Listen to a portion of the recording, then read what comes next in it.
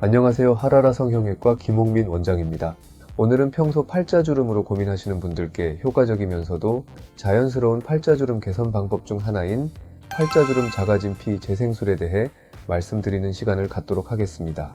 팔자주름은 코 옆에서 입가로 이어지는 선과 함께 일부 꺼지는 증상도 함께 생기면서 심해지는데 나이가 들어갈수록 점점 더 깊어지게 됩니다. 팔자주름은 표정 변화라든지 피부 탄력 저하, 중력 등 여러 요인에 의해 생기게 됩니다. 팔자주름은 주로 다음 세 가지 원인에 의해 생기는데요. 첫 번째, 콧방울 옆 부위의 지방이 줄어들면서 꺼지는 현상에 의해 볼륨이 부족해집니다.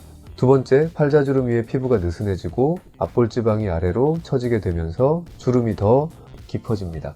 세 번째, 웃거나 표정을 지을 때 입술 주변 근육의 반복적인 움직임으로 인해 주름이 생기기도 합니다.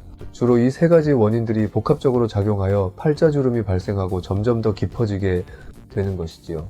최근까지도 팔자주름 개선을 위해 다음과 같은 방법들을 시도해 왔는데요. 필러 시술은 가장 일반적이면서도 많이 사용되는 방법이지만 시간이 지나면 체내에서 흡수되어 효과가 사라질 수 있다는 단점이 있습니다.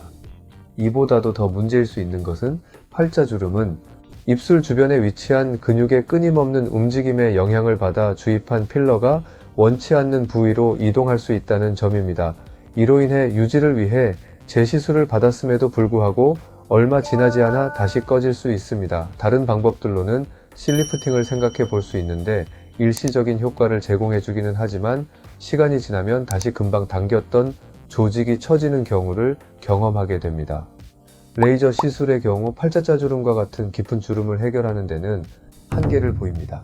자가진피재생술은 위에서 말씀드린 필러나 실리프팅이 가지고 있는 단점을 보완한 방법으로서 이산화탄소 가스와 약물을 주입하여 몸속에서 조직 증식을 유도하게 합니다. 이 과정에서 피부 깊숙이 콜라겐 생성을 촉진하게 됩니다.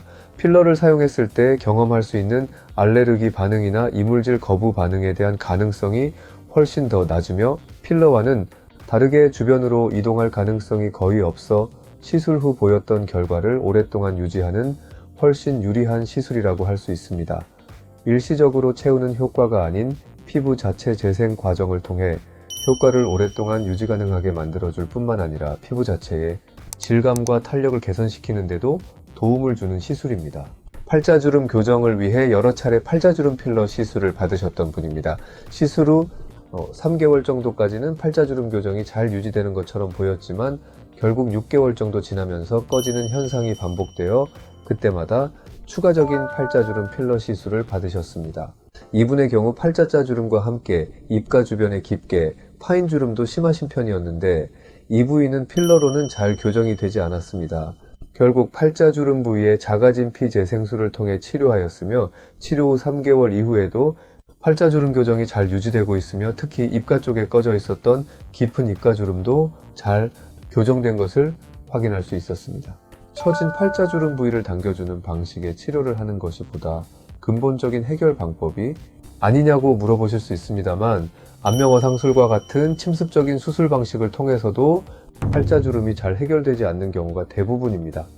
팔자주름의 개선된 효과를 보려면 팔자주름이 위치한 얼굴 전면부까지 수술 범위가 포함되어야 하는데 이렇게 수술하는 경우는 거의 없기 때문입니다. 광범위하게 수술하다 보면 그만큼 안면근육과 신경손상 위험성이 커지게 됩니다. 오늘은 자가진피 재생술에 대한 팔자주름 교정에 대해 말씀드렸는데요. 팔자주름은 어린아이에게서도 관찰되는 것이기에 완벽한 교정 대신 교정 전에 보였던 뚜렷한 팔자주름을 자연스럽게 교정하는데 목표를 둔다면 충분히 효과적인 결과를 경험해 보실 수 있을 것입니다. 다음 시간에 좋은 내용으로 다시 찾아오도록 하겠습니다. 감사합니다.